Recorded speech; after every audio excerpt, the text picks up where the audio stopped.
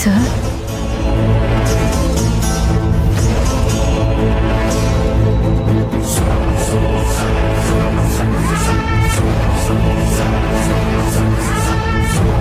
ನಾನು ಅವಳು ಖಾಲಿ ಬಿಡ್ಬೇಕಾ?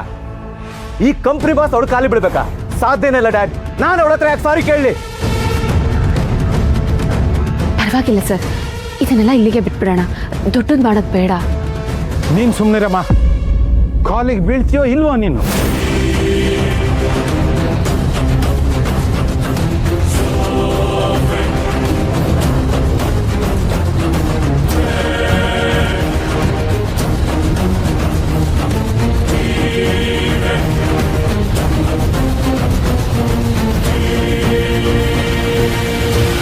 ಸರ್,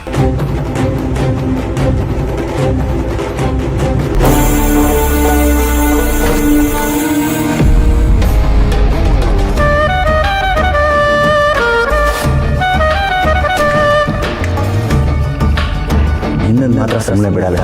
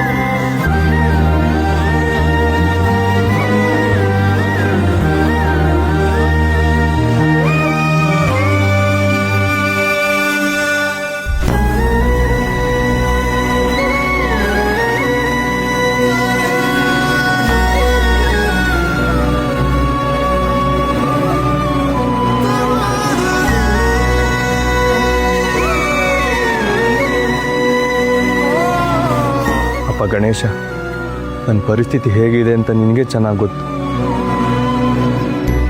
ಆ ಕಡೆ ಸತ್ಯನೂ ಹೇಳೋಕ್ಕಾಗದೆ, ಆ ಸತ್ಯನ ಮುಚ್ಚಿಡೋಕ್ಕೂ ಆಗದೆ ಒದ್ದಾಡ್ತಾ ಇದ್ದೀನಿ. ಆದಷ್ಟು ಬೇಗ ಈ ಕೆಟ್ಟ ಪರಿಸ್ಥಿತಿಯಿಂದ ನನಗೆ ಮುಕ್ತಿ ಕೊಡಪ್ಪ.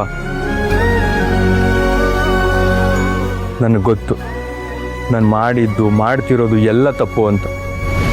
ಆದರೆ ಮಹಾಲಕ್ಷ್ಮಿಗಾಗಲಿ ಅಮ್ಮನಿಗಾಗಲಿ ಬೇಜಾರು ಮಾಡಬೇಕು ಅನ್ನೋ ಉದ್ದೇಶ ನನಗಿರಲಿಲ್ಲ. ನನ್ನ ಮನೆ, ನನ್ನ ಸಂಸಾರ ನಿಮ್ಮದೇಗಿರಲಿ ಅನ್ನೋ ಕಾರಣಕ್ಕೆ ಈಗ ಮಾಡಿದೆ. ಈಗ ನೀನೇ ಹೇಳು, ಹೆಂಡತಿ ಹೇಳಿದ್ಲು ಅಂತ ಸತ್ಯ ಹೇಳ? ಆ ಸತ್ಯ ಹೇಳಿ ಅಮ್ಮ ಮತ್ತು ಮಹಾಲಕ್ಷ್ಮಿ ಇಬ್ಬರನ್ನೂ ಕಳ್ಕೊಳ್ಳ? ಸತ್ಯನ ಹೇಳದೆ ಮುಂದೂಡ್ತೀನಿ ಅಂದರೆ ಮಹಾಲಕ್ಷ್ಮಿ ಒಪ್ಪಲ್ಲ. ಆ ಸತ್ಯನ ಹೇಳದೆ ತುಂಬ ದಿನ ಮ್ಯಾರೇಜ್ ಮಾಡ್ತೀನಿ ಅನ್ನೋ ಧೈರ್ಯನೂ ನನಗಿಲ್ಲ. ಇವಾಗ ನೀನೇ ದಾರಿ ತೋರಿಸ್ಬೇಕಪ್ಪ. ನಾನು ಯಾರನ್ನು ಚೆನ್ನಾಗಿ ನೋಡ್ಕೋಬೇಕು, ಯಾರು ನಾನು ನೆಮ್ಮದಿಯಾಗಿ ಇಡಬೇಕು ಅಂತ ಅಂದ್ಕೊಂಡಿದ್ನೋ ಅವರೇ ಈ ಸುಳ್ಳಿಂದ ಪರಿತಪಿಸ್ತಾ ಇದ್ದಾರೆ. ಇವತ್ತು ಎಲ್ಲರ ಹತ್ರನೂ ಎಲ್ಲ ಸತ್ಯನೂ ಹೇಳಬೇಕು ಅಂತ ನಿರ್ಧಾರ ಮಾಡಿದ್ದೀನಿ. ದಯವಿಟ್ಟು ಸತ್ಯ ಹೇಳೋ ಧೈರ್ಯ ಕೊಡು, ಸರಿಯಾದ ದಾರಿಲಿ ಮುನ್ನಡೆಸು, ತಪ್ಪಾದರೆ ಎಚ್ಚರಿಸು.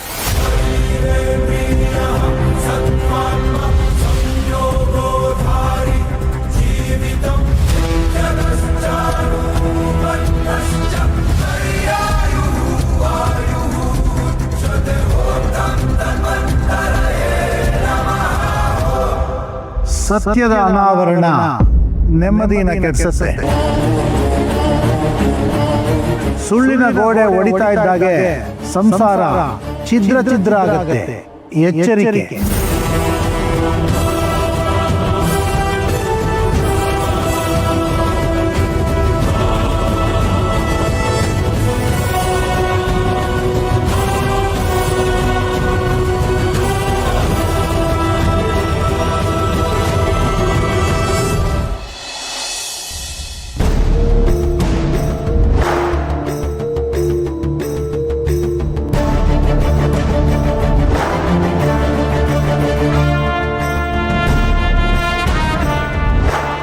ನಿಮ್ಮಿಂದನೇ ನಡೆಯೋ ಆಫೀಸಲ್ಲಿ ನೀವೇ ಇಲ್ಲ ಅಂತಂದ್ರೆ ಕಷ್ಟ ಆಗಲ್ವಾ?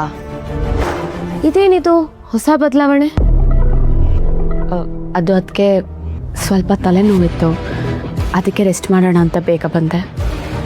ಓ, ನಾನೇನು ಮನೆ ಕೆಲಸ ಎಲ್ಲ ಅತ್ತೆನೇ ಮಾಡ್ತಾರೆ, ಸೊಸೆಯಾಗಿ ಈ ಮನೆ ಕರ್ತವ್ಯನ ನಾನು ನಿಭಾಯಿಸೋಣ ಅಂತ ಬೇಗ ಬಂದಿದ್ಯೇನೋ ಅಂತ ಅನ್ಕೊಂಡೆ. ಈ ಮನೆಗೆ ಎಲ್ಲಿದೆ ಆ ಸೌಭಾಗ್ಯ? ಸ್ವಲ್ಪ ಹೊತ್ತು ರೆಸ್ಟ್ ಮಾಡಿ ಆಮೇಲೆ ಬಂದು ಹೆಲ್ಪ್ ಮಾಡ್ತೀನಿ ಅದಕ್ಕೆ.